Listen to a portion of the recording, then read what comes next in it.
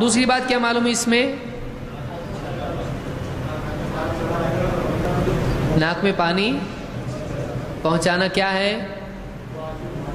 واجب ہے، کیونکہ حکم ہے یہاں پر۔ اور کچھ معلوم ہے اس سے؟ روزے کی حالت میں ناک میں پانی ڈالنا چاہیے نہیں نا؟ ہاں، روزے میں پانی نہیں ڈالیں گے ناک میں۔ یہاں منع کیا ہے؟ جو حکم تھا اس سے استثناء ہوگا۔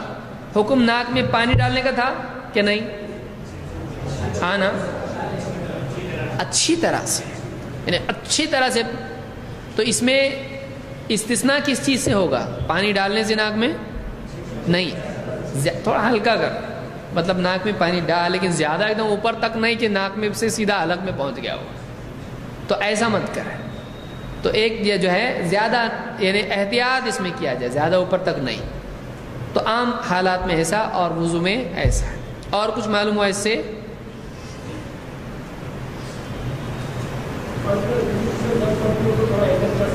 ہاں،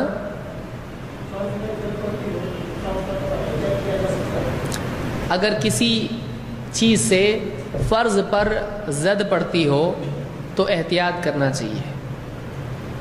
کیا مطلب ہے اس کا؟ کون بتائے گا؟ روزہ فرض ہے تو ناک میں پانی لینے سے وضو ٹوٹ جاتا ہے، روزہ ٹوٹ جاتا ہے۔ ناک میں پانی لینے سے روزہ ٹوٹتا ہے؟ اچھی طرح کرنے سے ٹوٹ جاتا، حلق میں جانے سے ٹوٹ جاتا ہے۔ تو منہ بھر کے کلی نہیں کر سکتے۔ یا کلی کی بات ہو رہی کہ استنشاق؟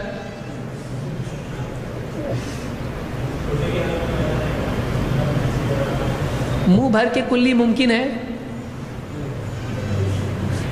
گھومنے کے لیے جگہ رہے گی کیا؟ پانی تھوڑا ہوگا تو بھی تو کلی کر سکتا ہے نا، فل بھر دیا منہ ایک دم تو کلی کر سکتا ہے کیا؟ ہاں،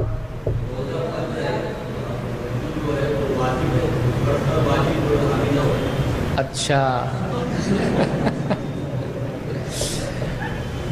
روزہ فرض ہے اور وضو کیا ہے؟ واجب ہے، تو فرض پر واجب حاوی نہیں ہونا چاہیے۔ صحیح ہے یہ؟ ٹھیک ہے، ہر آدمی کے ذہن میں بھائی بول رہے تو بولے گا آدمی، کیوں نہیں بولے گا؟ کیا یہ بات صحیح ہے؟ غلط ہے یہ؟ فرض اور واجب کیا ہے؟ ایک ہی ہے، دونوں الگ ہیں نہیں ہے۔ فرض بولا آپ، واجب بولو، بات ایک ہی ہے۔ جس کا اللہ اور اس کے رسول نے حکم دیا وہ کیا ہے؟ فرض ہے، واجب ہے؟ فرض بھی ہے، واجب بھی ہے۔ تو چاہے آپ فرض کہیں چاہے آپ واجب کہیں، بات ایک ہی ہے۔ تو اب یہاں یہ نقطہ ہی سرے سے بنیادی اس کی کیا ہو گئی؟ بلڈنگ کی ختم ہو گئی۔ تو اب کیا کہیں گے پھر؟ اس سے علماء نے ایسی کئی مثالیں ہیں، اس میں سد ذریعہ کا مسئلہ سامنے آتا ہے کہ ایک چیز اگر یقینی طور پر دوسری چیز کی طرف لے جاتی ہو اور جس طرف وہ لے جاتی ہو وہ منع ہے تو یہ بھی منع ہو جاتا ہے۔ سمجھ میں آیا؟ پھر سے بولتا ہوں میں، ایک چیز اگر دوسری چیز کی طرف لے جاتی ہے تو جس طرف وہ لے جاتی ہے اگر وہ منع ہے تو یہ بھی منع ہو جاتا ہے۔ جو گاڑی جہنم میں لے جاتی ہے، جو اعمال جہنم میں لے جاتے ہیں، یا کچھ اعمال ان اعمال تک لے جاتے ہیں تو یہ اعمال بھی کیا ہوں گے؟ نا، کیونکہ یہ لازمی طور پر یہ آدمی اس تک جائے گا۔ شراب خانے میں جا کے بیٹھتا خالی ہے، وہاں بیٹھنا شرابی بن جاتا اس سے آدمی؟ نہیں، بننے کے چانسز کم ہے کہ زیادہ ہے؟ زیادہ ہے۔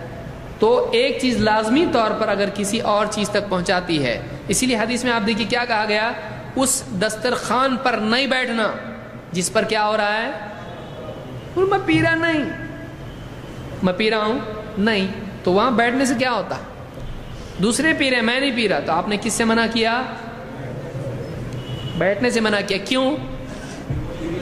بیٹھے گا تو میرے لیے پی بول کے پلا سکتا نا اس کو، میرے دل کے لیے ایک گھوٹ پی کے بتا، ایک گھوٹ پیا تو پورا بوتل خالی کر دے گا اس کی بات، اور ہے کیا بولے گا؟ حل من مزید۔ تو اسی طرح سے ایک مرد اور عورت اکیلے ایک کمرے میں بغیر محرم کے رہ سکتے ہیں؟ کیوں؟ بے حیائی تک بات جا سکتی ہے اور زنا تک بھی جا سکتی ہے، تو اس لیے اس سے ہی منع کر دیا گیا ہے۔ تو کہتے ہیں کہ کوئی ایسی چیز ہے جو کسی اور چیز تک حرام تک لے جاتی ہے تو سد ذریعہ کے طور پر شریعت میں اسی سے منع کر دیا گیا۔ جیسے قرآن میں اللہ نے آدم علیہ السلام سے کیا کہا تھا؟ وَلَا تَقْرَبَا هَٰذِهِ الشَّجَرَةَ فَتَكُونَا مِنَ الظَّالِمِينَ، اس پیڑ کے قریب مت جانا ورنہ تم ظالموں میں سے ہو جاؤ گے۔ اللہ نے منع کیا تھا؟ پھل کھانا منع کیا تھا، پیڑ کے قریب جانا۔ لیکن ہوا کیا؟ پرابلم ہوا کس وجہ سے پیڑ کے قریب جانے سے؟ فَأَكَلَا مِنْهَا فَبَدَتْ لَهُمَا، ہے نا؟ اللہ نے کیا فرمایا کہ جب انہوں نے اس میں سے کھایا تو ان کی جسم سے لباس اتر گئے۔ تو معاملہ کھانے کا تھا، لیکن اللہ نے منع کیا کس سے؟ قریب جانے سے۔ تو اس کو کیا کہتے ہیں؟ سد الذریعہ یا سد الذرائع۔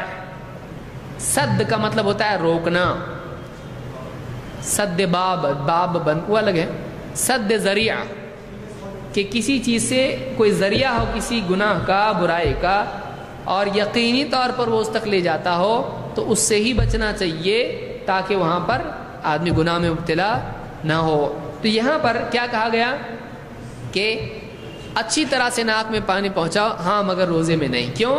اس لیے کہ اس چیز سے کیا ممکن ہے؟ روزہ ٹوٹ سکتا ہے اس کا۔ سمجھ میں آیا؟ ٹھیک ہے، تو یہ بات معلوم ہوئی کہ عام دنوں میں اچھی طرح سے ناک میں پانی پہنچانا واجب ہے۔